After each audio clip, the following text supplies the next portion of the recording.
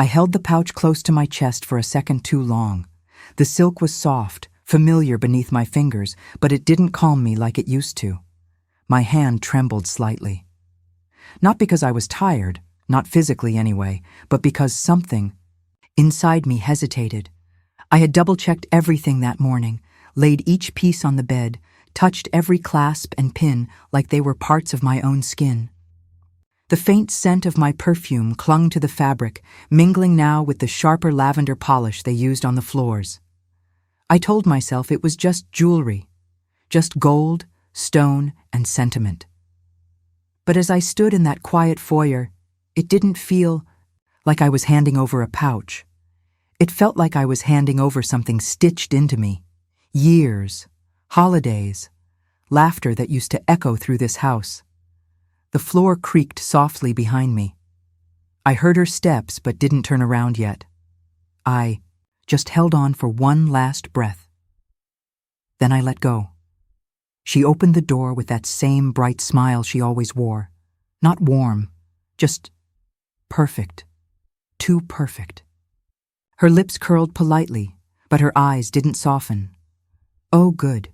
You brought it," she said, stepping aside and reaching for the pouch in one smooth motion. I held it out gently, but I noticed the way her hand gripped it. Quick, almost eager, possessive. She didn't ask if I needed help getting inside, didn't say how I looked, just took it, like it was already hers. "I'll take it upstairs," she added, already turning. I stood frozen, watching her back as she walked away. The scent of overripe fruit wafted in from the kitchen, a bowl of bananas maybe. The light from above cast sharp shadows across the tile. She hadn't looked me in the eye. Not really. And in that pause, something stirred in me. Something I hadn't wanted to admit.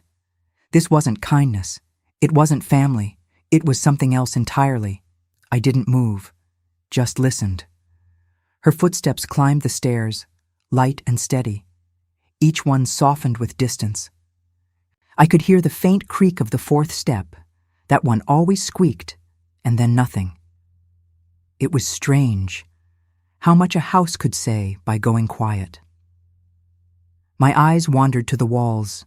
The photos were still there, family portraits from years. Ego, smiles behind glass. But they felt like echoes now, not memories. Like something had been packed away with that pouch. The fridge kicked on somewhere in the kitchen, filling the silence for a second. Then it faded. I stayed standing. Still. Heavy. It didn't feel like I'd left something behind. It felt like something had been taken. James walked me to the door. "You want me to walk you to the car, Mom?" he asked, hands already fishing for his keys. "No need, sweetheart," I said, smiling gently. "I've got it." He nodded, stepping, back inside. I stood there for a moment, just outside the porch door. The wind was picking up, gentle, but with that fall crispness that slips under your collar. I looked down at my sleeve. The edge of my cardigan had bunched up. I smoothed it out with my fingers, slow, careful. Something to do with my hands. Something small I could still fix. The warmth of the pouch had faded from my palms, but I could still feel the shape of it. Still feel what it had taken with it. Straightening that sleeve was all I could control at that moment, and I held on to that. I pulled out of their driveway slowly, like I always did. Didn't want to scrape the curb. The sun was dipping low, casting everything in that amber glow that makes even power lines look like paintings. The radio came on when the car started. Some old song, probably from the 60s, but I didn't catch the words. I turned the volume down, left it playing just loud enough to fill the space. The traffic lights blinked by in their usual rhythm. Green, yellow, red. It all felt the same, but I didn't. I kept one hand on the wheel. The other rested on the seat beside me. Empty now, and not just physically. That seat used to hold groceries for Sunday dinner, or the velvet box I kept in the glove compartment during road trips, just in case. Today, it held nothing. Not even air that felt like mine. I should have felt lighter. Instead, I felt like something was still breathing back in that house. When I got home, I left my purse on the entry table like always. The house was quiet, just the low creak of the wood under my shoes and the faint smell of the tea I'd forgotten to finish that morning. I passed the hallway mirror and caught myself. I stopped. It wasn't just my reflection I saw. It was me. From years ago, the one who first wore those pieces. The girl who blushed when Harold clasped the pearl brooch at her collar before a dinner party. The mother who wore those same pearls when she held a sleeping baby on her chest. I touched the spot beneath my collarbone where that brooch had rested. That gentle weight, that shimmer of grace. Now it is gone. I stood there a little longer than I meant to, staring, trying to remember if I felt like myself, or just someone I used to be. That mirror didn't lie, but it wasn't comforting either. Harold's hands were shaking when he gave it to me, not from nerves, not exactly, more like awe. He held out the ring with both hands like it might fall apart. The emerald wasn't polished like the ones in the store windows, but it was real. Deep green, like pine needles in the rain. We were parked behind the gas station just outside of town, and it had just started to drizzle.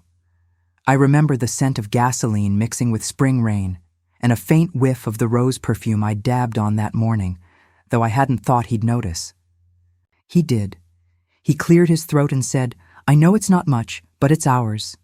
Then he smiled, crooked, hopeful, and added, "I promise it'll always be us."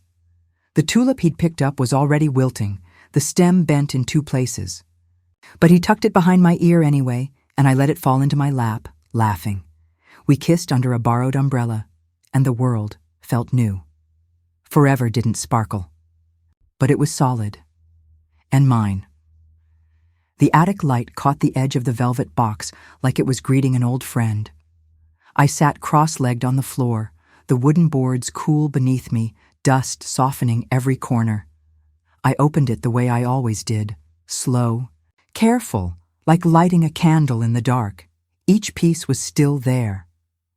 The little gold hoop earrings Harold bought me for our first real Christmas together, when we could finally afford something that didn't come in a paper sack, the face. Charm bracelet he gave me the year Mama passed, each tiny link spelling out comfort without words. The brooch from that Charleston flea market, the one I'd swore I didn't want until he winked and handed it over anyway. I used to take it all out on our anniversary, set them on the quilt, and trace my finger over the cool metal. It wasn't about showing off. It was about remembering. Each piece had its own rhythm, its own heartbeat. It wasn't jewelry. It was time I could still touch. Time I still believed belonged to me. The lid creaked when I lifted it, the way old things do when they've been left alone too long. Dust spun up into the air like a breath-meeting memory, and I coughed gently, waving it away. I hadn't opened the box in years, not fully. I'd peeked once or twice, but this time I meant it. I wanted to see them all, feel them again. The inside lining still held the faint shape of each piece, like they'd pressed themselves into the velvet. My fingers hovered over the empty slot before I touched it. That's where the wedding pin used to sit. A little gold filigree leaf Harold gave me the night before our courthouse ceremony. It had gone with everything, church hats, scarves, even my apron. And now, the space was just blank. The sun still bathed the floorboards, golden and generous, but something in me chilled, just for a moment. Like the air shifted. Something wasn't where I left it, and I wasn't sure I wanted to know why. The velvet lining had always been tight in that corner, but I knew where to pull. Just one small stitch I'd tug, the kind I used to fix with Harold's shaving needle. I had tucked the locket deep under the satin, beneath where no one would feel it unless they knew it was there. My breath caught when I saw it again. Round, simple. Gold faded a little, but still warm from memory. I opened it slowly. Inside was the picture of us, me with curled bangs and that green dress he loved. Harold in his corduroy jacket, grinning like he'd won the lottery. On the back, he'd etched, "Still yours, even if." He'd given it to me the week we thought we were losing the baby. That locket stayed near my skin the whole time. And after the baby came and we wept from joy, I slipped the deed to the land he bought behind the photo, just in case, quiet protection. I never told the kids, not because I didn't trust them, but because it wasn't for them. It was ours. I pressed the lid down softly, letting the velvet sigh one last time. The latch clicked, but my heart didn't. It fluttered, uneven and unsettled. The sun had moved down the wall, and the attic was stretching into its long shadows. I could feel them creeping in, reaching across the floor like something unsaid. I should have moved the locket. Put it somewhere safer. Told someone, just in case. But I didn't. My fingers lingered on the box's corner. The fabric was cool now. Something flickered inside me, like a match trying to light in the wind. An old fear, not loud, not sudden, but constant, familiar. I closed the lid, but I hadn't really closed anything, and deep down, I wondered if they already knew. I held the box close to my side as I started down the attic steps, one arm cradling it like something breakable. My free hand clutched the banister. Each step creaked, the wood groaning with my weight and the weight of everything that lived inside that box. I moved slowly, carefully, like I was carrying glass. Halfway down, I paused. The air had shifted. It wasn't warm anymore. It was still and cooler, like the hallway was holding its breath. I could smell the dust fading behind me, replaced by the scent of fresh pine from the plug-in James had installed near the stairs at ITUI. The bottom? I stopped again. Not because I needed to, but because I wasn't sure if what I carried was treasure anymore, or something I'd waited too long to guard. I looked down at the box. It didn't look heavier, but it felt like a secret. I should have spoken, and now I wasn't sure if silence had protected it or buried it. I folded James's shirts the same way I always had, sleeves tucked in, collar facing up, just like when he was 12 and wanted them like the store. The scent of fresh cotton filled the room, warm and clean from the dryer, and sunlight poured in through the little window by the shelf. It should have felt peaceful, familiar, but something about the moment sat oddly in my chest, like a drawer half closed. My hands moved automatically, one shirt, then another. But they didn't feel like mine. I kept looking at them, wondering why they felt so far away from me, like they belonged to someone just playing house. "I'm just tired," I whispered, though no one was there to hear it. The silence in that room wasn't comfortable. It was full, too full. I used to find love in this, folding, caring, being needed. But today, it felt like a routine that didn't recognize me anymore. Like I was holding on to a memory that had already let go. I folded one more shirt and set it on the pile. My heart didn't race, but it felt unsure, and that scared me more than anything. I reached to put away a pair of socks, blue with little white stripes, and the drawer didn't shut all the way. Just a sliver off, barely anything. But I noticed. I tugged it back open to adjust them, and that's when I saw it. A folded piece of paper tucked under the edge of a belt. Not hidden, not obvious. Just waiting. I hesitated, fingers resting. On the corner of the drawer. It was probably nothing. A tag, a receipt from a grocery run, something meaningless. But still, I reached for it. My fingers touched the paper. It was smoother than I expected. Glossy, like something recent. I held it between my fingers, letting it rest there before I unfolded it. My heart didn't pound. It just slowed. Everything around me, the hum of the dryer, the dust dancing in the sunlight, kept going like nothing had shifted. But I had. Right then, I had, and I hadn't even read the words yet. I opened it gently, smoothing the folds with the edge of my thumb like I used to do with permission slips and birthday cards. The light from the window hit it just enough to make the ink shine. My name was there, or it had been. Now it was scratched out. A thick black line dragged over it like it never belonged there. Underneath, another name, C. Ashburn. I read it again. Once, twice, I didn't blink. Turquoise gold necklace, emerald pendant, the line item read. My necklace. Harold gave it to me on my birthday, the first one after we lost the baby. He said, "This is for the part of you that kept going, even when we didn't know how." I kept it in that box for years, wore it only when I needed to feel steady. Now it was someone else's, and my name, my part in it, was crossed out. The dryer clicked off in the background. Somewhere, a bird chirped, but I didn't move. I held that paper like it had burned me, but it didn't hurt. Not yet. I folded the receipt slowly, smoothing the edges back down until the paper looked untouched again. I slipped it back where I found it, right under that belt, just where it had waited for me. I didn't slam the drawer. I closed it carefully, like I owed it dignity. Then I turned back to the laundry pile. I picked up the towel on top and folded it in half. Then again. My hands remembered the motions, even if my heart didn't want to follow. Just in case someone walked in, I smiled. Not big, not bright, just enough. But the corners of my mouth pulled tight. It didn't feel like me. It felt like something stitched on in a hurry, like those patches I used to iron onto James's jeans. It held me together. That smile wasn't comforting. It was armor. I picked up one of James's sweatshirts, gray, with a faint red logo on the chest. As I lifted it, a scent rose up that stopped me in my tracks, his cologne, that clean, woodsy kind. The same one he wore at his college graduation when he hugged me outside the auditorium, whispering, "I couldn't have done this without you, Mom." My eyes had stung then too, but from joy.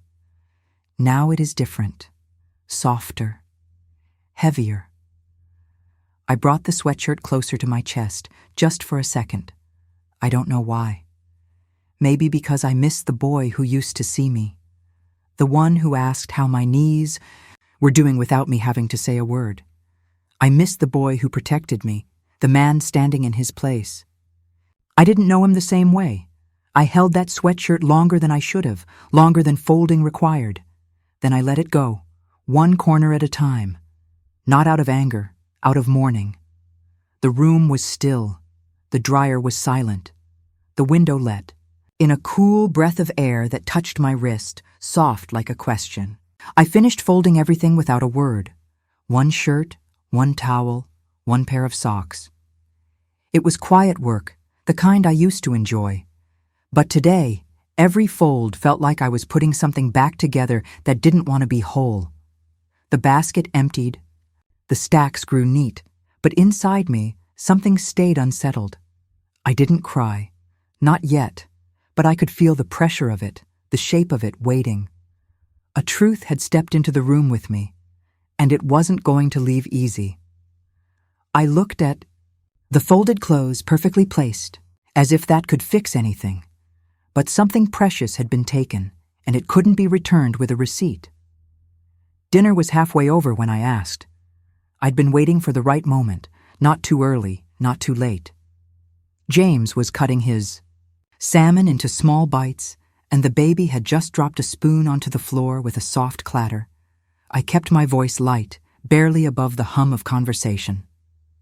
"Did you happen to move the jewelry box, the one from the attic?" I didn't look at either of them when I said it, just kept my eyes on the butter dish, watching the little curls melt into the glass plate. The silverware didn't stop clinking, but something else did. The warmth. The easy rhythm of chewing and light laughter that had been circling the table just moments before. It all fell quiet inside me. James paused, then went back to eating like he hadn't heard the question at all. She didn't answer right away, just picked up her water glass and took a slow sip. I was just wondering, I added, still not looking up. I didn't see it last time I was in the attic. I said it gently, not accusing, just curious, but the shift had already happened. She laughed, not the warm kind, but the sharp kind. The kind you feel in your chest, more than in your ears. Oh, Mom, she said, still smiling. You barely wore it. I blinked. That's all I could do. Just blink. The baby monitor let out a quiet buzz behind her, soft static that somehow filled the whole kitchen. But her words were louder. Much louder. You mean the stuff in the velvet box? She added, reaching for the garlic bread. You always kept it packed away. We figured it wasn't important. I nodded, just once. My mouth didn't open, and not because I didn't have something to say. I had plenty. But sometimes silence is safer. Sometimes, if you open your mouth, the ache spills out in ways you can't gather back. She looked at me like we'd agreed on something, like I'd thanked her. But I just kept nodding, even though I didn't feel anything like agreement. Kept my eyes on the floor. Their kitchen tiles were blindingly white, without a single stain or crack. Perfect little squares, framed by razor-straight grout lines. I started counting them, the way I used to count heartbeats when James had fevers as a boy. 1, 2, 3. It helped. Helped me stay in my body, helped me keep the room from spinning. With the weight of what wasn't being said, I remembered kneeling on the kitchen floor in our old house. That cracked linoleum with blue swirls that never matched anything. I used to scrub crayon marks out of the corners with an old toothbrush because James liked to color under the table. This floor, it had never held a story. It had never seen a tantrum or a fort made of pillows. It was beautiful, yes, but it didn't feel like family. I stared at the grout, my hands resting on my lap, and thought, maybe we don't share a floor anymore. Maybe we don't share anything. She turned her back to me and started clearing dishes like nothing had happened, like the conversation had ended, like I'd said, "You're right," and meant it. I sat still, my palms resting lightly on the edge of the table. The sink turned on, and water splashed over a pile of forks. Her wedding ring clinked softly against a glass. I watched her shoulders move, swift and certain, like someone cleaning up after company, not after family. She thought. My silence meant she'd won, that I'd surrendered.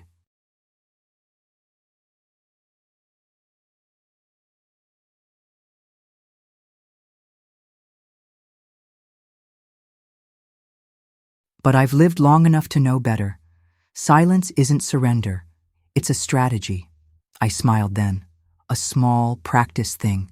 The kind women like me are taught to wear when the air gets too thick with disrespect. She didn't turn to see it. But I wore it anyway, because at that moment I wasn't backing down. I was getting ready. The baby giggled from his high chair, smashing peas into his tray like he was making art. His little hands clapped, sticky and proud. I looked at him and felt something twist. He wouldn't remember this dinner. He'd grow up never knowing this moment even happened. But I would. I would carry it.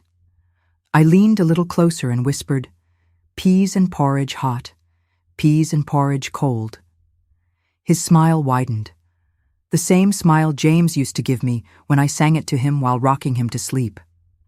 I looked at his small fingers, his wide eyes, the tiny curls behind his ears. So much of his face reminded me of James when he was little. But I didn't feel like I belonged to this new version of the family. Some things, I suppose, don't get passed down. Not lullabies, not love, not stories tucked in velvet boxes. Just peas and silence. Everyone stood up and pushed in their chairs. James said something about getting the baby into the bath, and she gathered up napkins and sippy cups. I stayed seated for a moment longer. Then I reached for the plates, not because I was expected to, but because I needed to do something that made sense, something quiet. The ceramic felt cold in my hands. The butter knife left a faint smear on my thumb. I didn't bother wiping it off. I stacked each plate carefully, aligning the edges like I used to when setting holiday tables. Back then, it meant something. The dishwasher hummed behind me. One lone fork clinked in the sink, trying to settle. I walked the plates over, set them down gently, and turned back toward the door. "I'm heading out," I said softly. No one looked up. "Good night," I added, and that, I think, said more than goodbye ever could. The bell above the door jingled when I stepped inside, but it didn't sound like a welcome. It rang too sharp, too high, like it was warning me. The air inside was thick, still, and smelled like tarnished metal and old dust. The kind of place where time didn't move forward. It just sat, watching. The lights flickered once overhead before settling into a cold, humming glow. I glanced around, rows of cluttered glass cases, old watches ticking softly, rings and chains lying dull under smeared glass. It smelled like forgotten things that used to mean something to someone once. I hesitated just past the threshold. I remember thinking, what am I doing here? Women my age should be browsing church bake sales, not pawn shops. But my feet didn't care what I thought. They carried me anyway, step by step, into a room that held secrets behind every price tag. Something was waiting for me. I just didn't know what yet. The girl behind the counter looked up, mid-20s maybe. She had dark-rimmed glasses and a tight bun that made her look more serious than she probably meant to be. Her eyes met mine, then flicked down, then back up again, like she was trying to place me, and the memory was just out of reach. "Hi," I said gently, giving her a nod. "Just looking." "Sure thing," she replied, but her gaze didn't wander. She kept watching me, eyes narrowing ever so slightly. Then her glance dropped to the glass case between us, her brow furrowed. The pause that followed was short, but it stretched between us like a held breath. Her fingers rested on the counter, but I noticed the way her nails tapped nervously.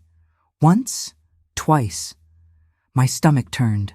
That pause, when recognition crawls its way into your gut and doesn't explain itself, was enough to make every part of me alert. Something was about to happen, and I already knew it would matter. Her finger hovered, then tapped gently against the glass. "Ma'am," she said, softer now, like her voice had decided to tread carefully. "I think I've seen you before." I leaned in, confused. "Oh?" She nodded down toward the case. "In that photo." My gaze followed her finger, and that's when I saw it. The oval gold locket. My breath caught, and the world around me didn't go silent, but it did go quiet, like it was waiting to hear what I'd do. There it was, the locket Harold gave me after we lost our first baby. Simple, smooth, just the right size to hold something sacred. I knew it the second I saw it. The edges worn smooth from years against my skin, the hinge slightly crooked from being opened too many times. I bent closer and saw the photo inside, faded, but still there. Him and me. Me in a pale dress, him in that blue shirt I made him wear for Easter, and right beneath the curve of the frame, my initials. Neatly etched, still mine. My knees bent, just slightly, not from age, not from weakness, from the force of something heavy and sudden, the kind of weight betrayal brings. I gripped the edge of the counter. It felt rough under my hands, splintered. In one spot.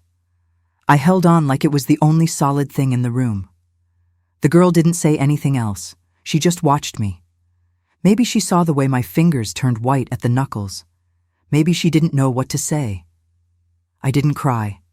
I didn't blink. I just stared at the locket, my breath shallow, remembering the last time I touched it. It had been in my hands when I packed it away for safekeeping. I kissed it once, like a goodbye. Then closed the velvet flap. I'd trusted that box to stay, where I left it. But someone else's hands had touched it since then. Someone who didn't know what it had held for me. That was the part that stung. Not the locket. The trust. She brought out the intake slip and slid it across the counter. Her eyes didn't meet mine this time. No name listed. It just says, family estate, no contact. I nodded slowly, the words sinking in like cold water. Family estate, no contact. They hadn't forgotten. They'd erased. I stared at the handwriting, neat, printed, indifferent. Just another item. On a shelf. Just another thing without a story, but that wasn't true. That locket knew me. It remembered fingers trembling with hope. It remembered Harold's whisper when he gave it to me. In case you ever feel alone. I remembered every year I'd opened it just to see his face again. This wasn't a mix-up. It wasn't confusing. It was deliberate. They'd removed me from the memory. But I was still here, and so was the proof. She let me take a photo of the locket. I clicked the shutter on my phone with a steady hand, even though every part of me wanted to shake. I'll hold it for you, she said kindly, almost apologetic. I won't let it go anywhere. I nodded. Thank you. My voice came out, colder than I meant, but steady, too steady. As I stepped outside, the wind hit my face hard, snapping me back into the world. The sky was gray and heavy. Trash swirled along the cracked sidewalk like it had somewhere to be. I didn't. I reached into my coat pocket and gripped the receipt she'd given me. I didn't hold it like a keepsake. I held it like a weapon, not because I wanted revenge, but because I deserved something back, something they had no right to take. And now I have proof. Not peace, but proof. The room smelled like old leather and faint tobacco, familiar, but not mine. The wood-paneled walls gleamed softly in the low firelight, every inch of the place polished and quiet. I sank into the chair across from him, the leather cold at first before it warmed beneath me. The fire crackled behind him. It reminded me of the winters Harold and I used to spend in our old den, going over our will for the third time, even though nothing had changed. His voice low, careful, the pencil in his hand tapping the armrest while we debated who'd get what. That kind of planning didn't feel cold back then. It felt like love disguised as preparation. The man across from me didn't offer a cup of tea. He didn't smile kindly, and I didn't need him to. His presence didn't say comfort, it said clarity. That was enough. Take your time, he said. I nodded, but I didn't need time. I'd already spent years holding this moment. In the back of my mind, I reached into my purse and laid each piece down on the polished desk, the photo of the locket, the pawn shop receipt, the inventory email from Ruth's cousin, and finally the letter, still folded the way Harold had left it. Its edges were soft, like it had been waiting in the dark for this exact evening. I didn't rush. Each paper deserved its moment. These weren't just documents.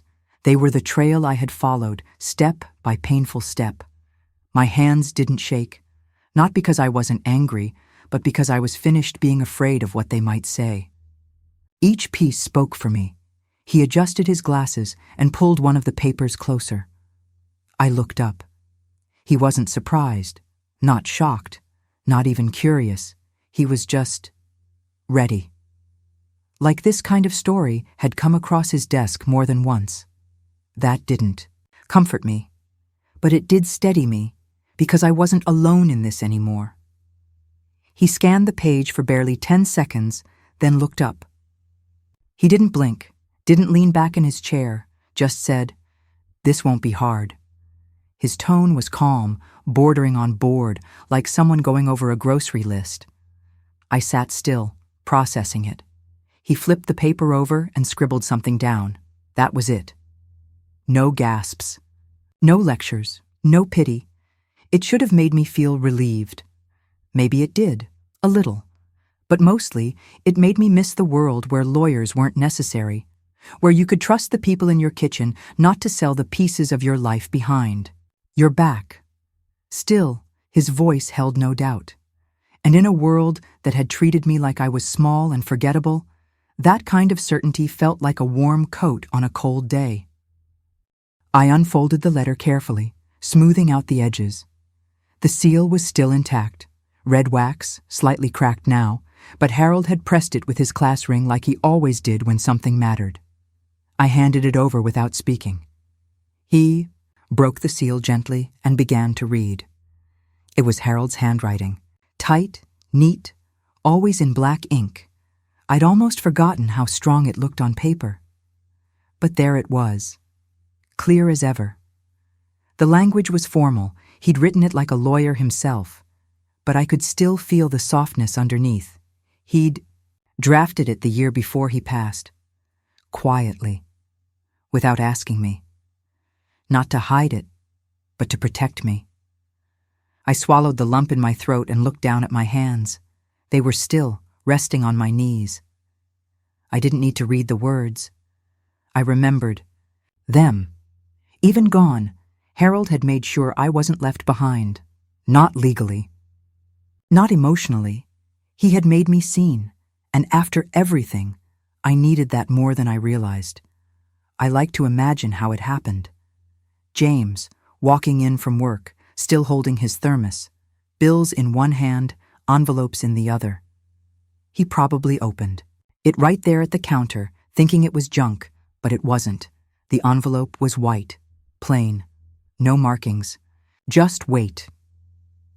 He'd have recognized the firm's name, though. The air would have gone still in the kitchen. Maybe the baby's toy was still clicking on the floor. Maybe the dog barked from the yard. But none of it mattered after he read the first line. It wasn't dramatic. It didn't complain. But it spoke loudly. I see you, and I remember. I'll never know exactly what he felt at that moment. But I imagine he looked toward the hallway, toward the mirror over the sideboard, and didn't recognize the man staring back. That envelope didn't need to shout. It whispered the truth, and that whisper was enough to shake the silence they'd wrapped me in. That night, I placed the pawn shop receipt on my nightstand. Right, next to my glasses and the folded handkerchief Harold had given me back when James was born. It wasn't revenge. It wasn't pride. It was something else. Something quieter. It was proof.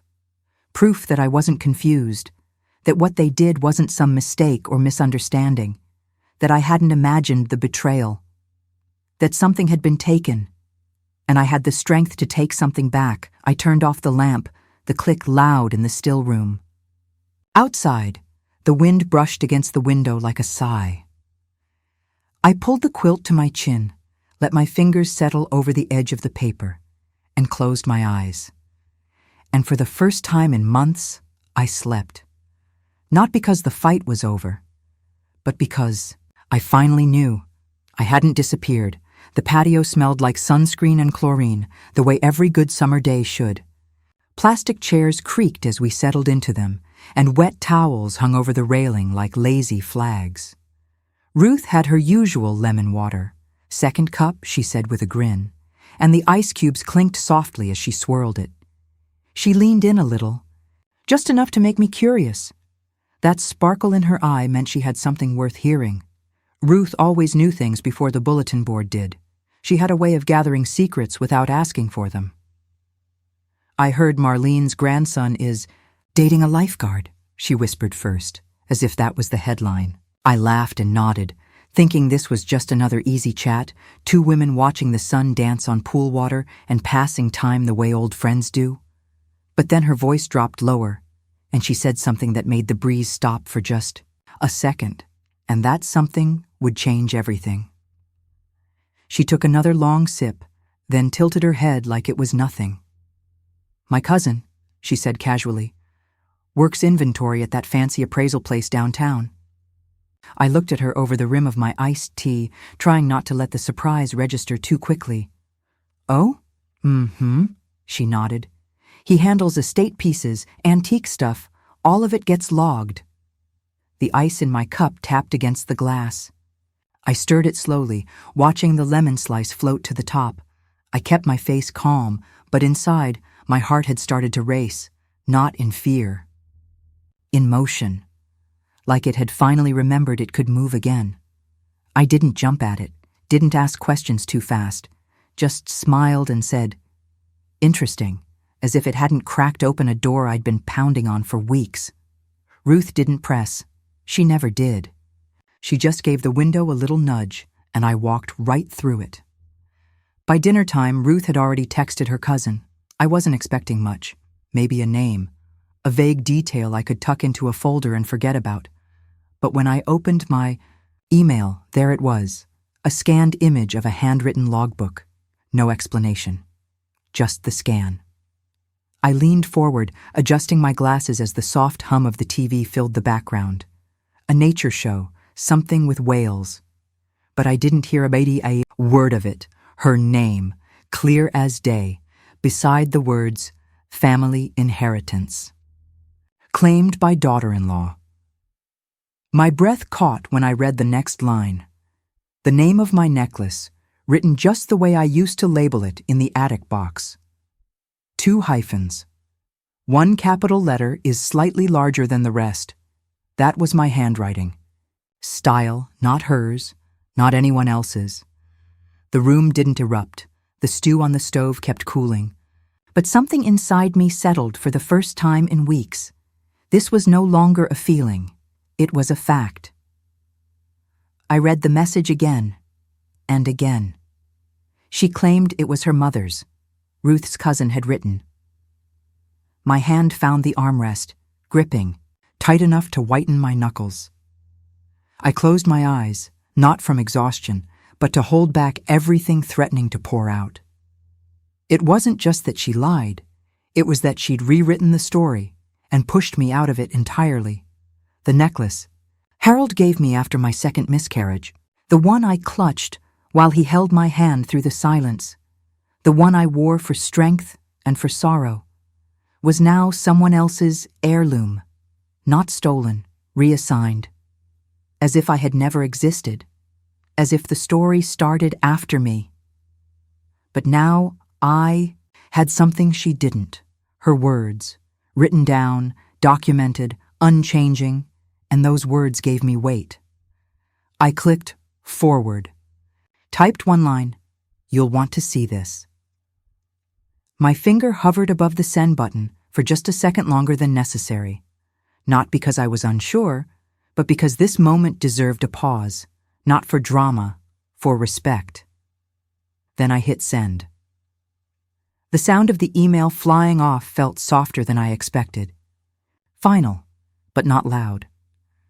I leaned back in my chair, the fabric sighing beneath me, and reached for the chamomile tea I'd let cool too long.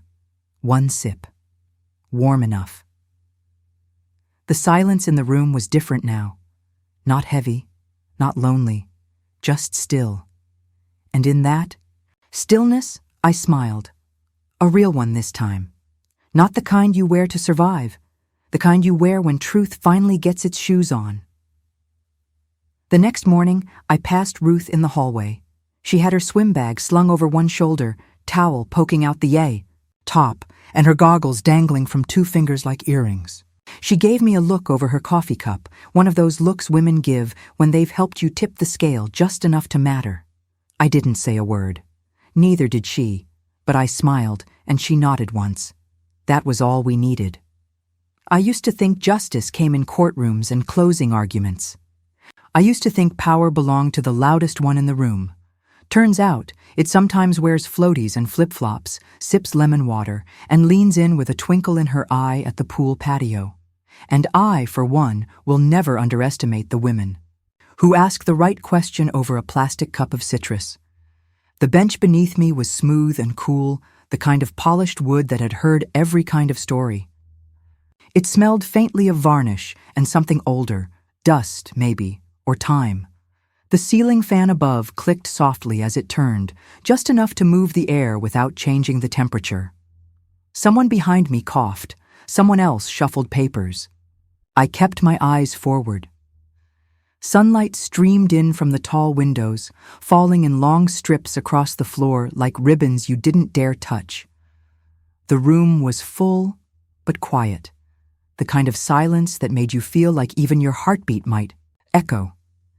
I looked around, not at the faces, but at the space itself. This place wasn't about gold or receipts anymore. Not to me. It was about what those things stood for: memory, respect. The cost of pretending things were fine when they weren't.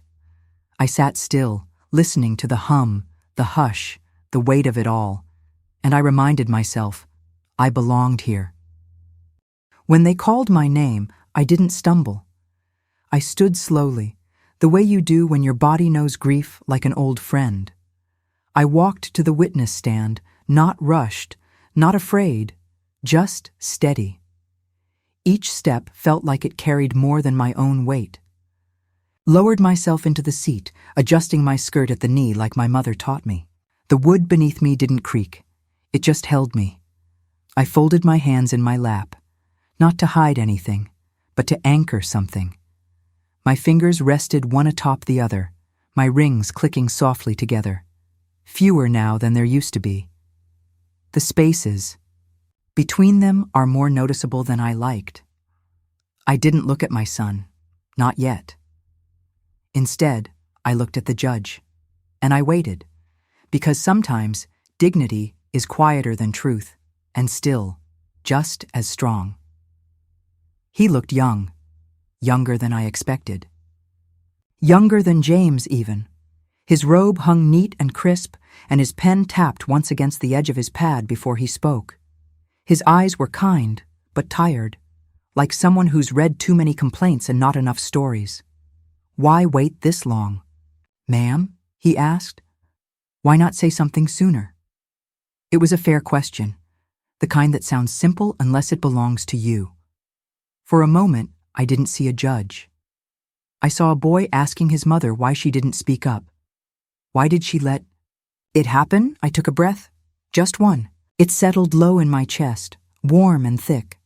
Because, I said, my voice steady, I raised them to be better than this. His pen stopped tapping, the room didn't move, and I didn't flinch, my words didn't echo. They settled, soft, but firm, like dust catching light in a quiet room. I didn't cry. I didn't need to. I hadn't come here for pity. I had come for something sturdier. Even the bailiff looked down, like he remembered something. No one spoke. No one had to. The silence itself seemed to lean in, like it wanted to remember how it felt to hear a mother speak her truth without rage, without bitterness, just certainty. Somewhere in the back, a piece of paper fluttered to the floor. The sound was small, but it felt like thunder. Because the truth doesn't have to yell to be heard. Sometimes it just has to sit still long enough to matter. He didn't look at me. James sat at the table, his hands clenched tight, his eyes glued to the wood grain. Beneath them. I watched the way his shoulders lifted, then dropped, like his breath had nowhere to go. His tie was crooked. His jaw was tight. There was a redness around his eyes he couldn't hide, even if he tried. He still didn't look up. Tears welled, and I knew what kind they were. Not the kind you cry from pain. The kind that comes too late, when apologies can't find their shape, and even then, even in that moment, I didn't hate him. I just mourned him. Mourned the boy who used to climb into my lap when thunder shook the house. The one who used to bring me dandelions in his fists and call them roses. That boy was gone, and the man who sat in his place didn't know how to come back. I stepped down from the stand slowly. No one rushed me. I didn't need anyone to. The floor, beneath me, felt solid again. The doors at the back opened without sound, and when they closed behind me, they didn't slam, they sealed, like something had been pressed into place. I didn't need to hear the verdict, not really, because something inside me had already shifted, not in anger, not in triumph, just in knowing. I hadn't won, but I had reclaimed something. My name, my voice, my place in a story that someone else tried to rewrite. In the stillness of the hallway, I stood for a moment, breathing in the scent of waxed floors and old air. Somewhere behind me, a gavel struck once, clean and distant, and I could almost feel Harold beside me, not as a memory, but as a presence. Proud, certain, and finally, so was I. The courthouse doors clicked shut behind me, and almost immediately her voice followed, sharp, angry, desperate, cruel. She screamed. Selfish! The words cut across the open air like slaps, each one thrown harder than the last, as if volume could make them true, as if rage could rewrite what was already written. But the wind was stronger than she was. It caught her voice and tossed it back toward the street, scattered it like dry leaves against the curb. Paper wrappers tumbled across the sidewalk, tumbling with the gusts like the anger couldn't land anywhere solid.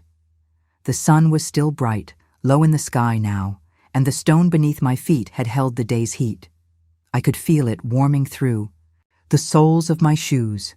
I kept walking, not fast, not slow, just forward, because forward was mine again. I reached up, fingers brushing the pearls that now sat again along my collarbone. They didn't shine the way diamonds do. They didn't sparkle. They glowed, soft, warm, steady. The kind of light memory gives when it's returned to its rightful place. They'd been tucked away in that velvet box for so long, waiting quietly while the world turned loud around them. But today, they came home. Around my neck, they didn't feel like jewelry. They felt like an identity. I adjusted them gently, like greeting an old friend, the scent of warm pavement mixed with the faintest hint of my perfume. The same one I wore when Harold gave me those pearls. A siren wailed faintly in the distance, already fading. I barely heard it, because at that moment I wasn't listening for rescue. I was standing tall in the name I had always owned. She hadn't stopped. Her arms flailed as if motion could prove her point. One finger jabbed the air between us like it could pierce me from across the parking lot. "You ungrateful woman," she shouted. "You did this." Each word was sharp, like gravel tossed toward a windshield. She wanted it to crack. She wanted to break something open.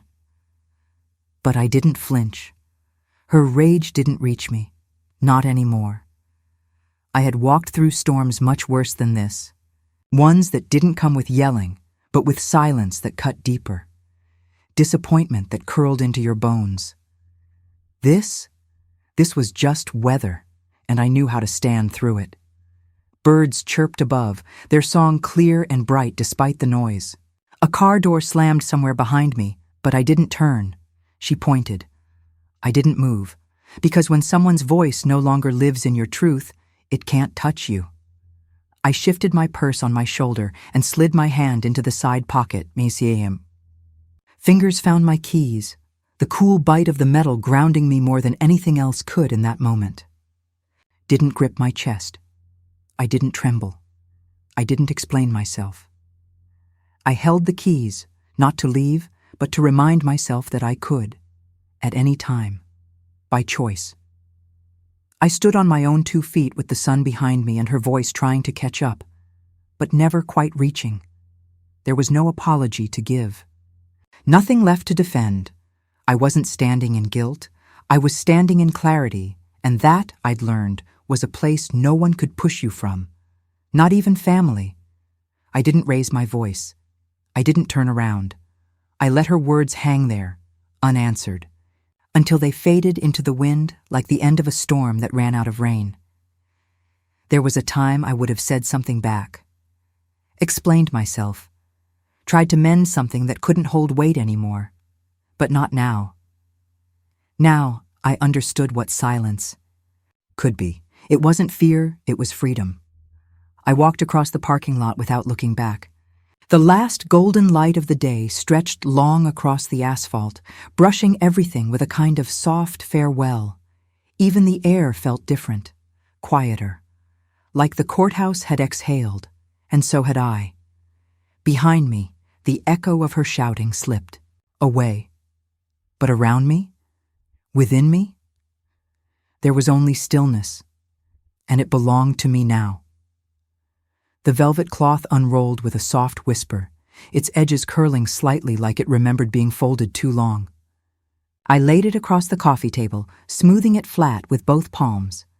The fibers shimmered faintly under the amber lamp, and in the quiet of the room, I could almost hear Harold humming from the kitchen like he used to on late evenings like this. Each impression in the fabric was still there, the curve of a bracelet, the pinprick outline of a brooch, the faint oval where the ring used to rest. It had held them for years. Even in absence, it remembered their shape. I moved slowly, gently. One by one, I placed each piece back where it had once belonged. The gold was warm from my hands, the clasps still stubborn in the way they always were. And when I set the emerald ring down, the lamp caught the green just right. It still gleamed like Harold's eyes did when he made me laugh, and in that glow, I remembered joy. I picked up the ring again, not out of need, just instinct. The emerald caught the light between my fingers, its color deeper in the evening shadows. I didn't expect it to fit. My hands had changed. Time had shifted everything else, but I slipped it on, and it slid into place like it had never left. Not tight, not loose, just right.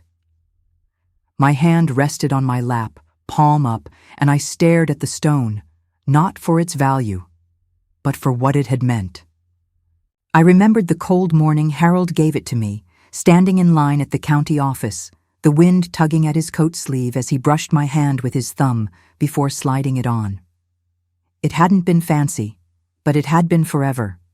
And tonight, the warmth didn't come from his hand, but it still found me, and that was enough. The kettle whistled softly, just enough to call me to the kitchen, not enough to alarm. I moved without rush, my house shoes brushing against the linoleum with every step. I reached for the chamomile tin, the same one I've used for years. One scoop for calm, one for memory. I dropped it into the mug, listening to the leaves tumble in like small secrets. The steam rose, curling against the cupboard door. I stirred slowly, the spoon clinking once, twice, before I let it rest on the counter. I didn't cry, not because there wasn't sadness, but because peace had edged out the weight of it. It sat differently now, quieter, more like reflection than sorrow. When I carried the mug back to the living room, the radio had shifted stations, just enough static to give the moment texture. Then it played the first soft chords of Unchained Melody. I stopped in my tracks. That song, ours. I sat down slowly, the tea cupped between my palms, and let the music wash over the room like it always used to. I didn't dance. Not this time. But I remembered how we had, bare feet on the kitchen linoleum, Harold's hands at my waist, his cheek resting against mine while the soup simmered on. The stove and the world outside fell away. I closed my eyes and let the song hold me. Not tightly, just enough, like him. I turned back to the table.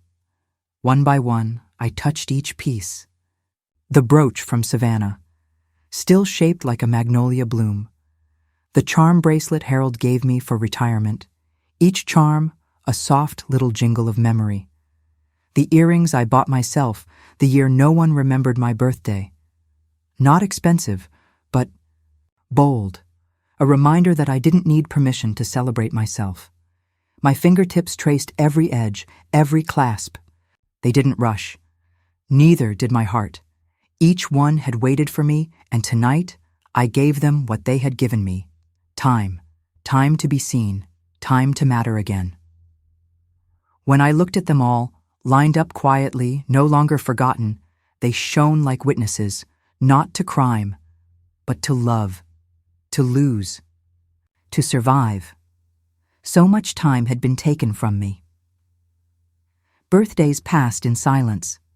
Holidays where I watched from the edge of the room instead of sitting at the table. Trust given too freely and taken too easily. But the woman who loved these pieces? She hadn't been taken.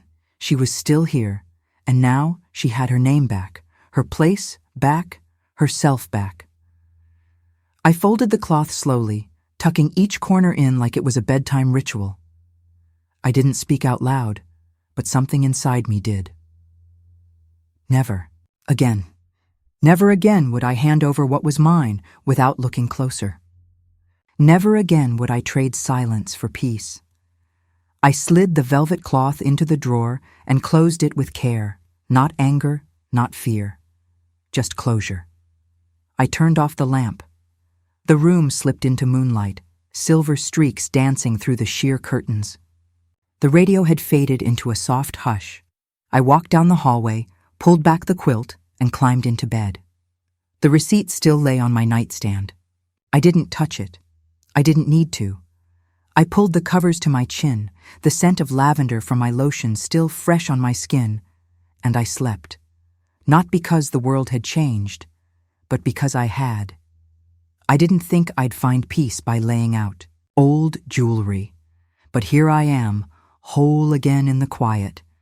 If you've ever reclaimed something they thought you'd lost, I'd love to hear your story below.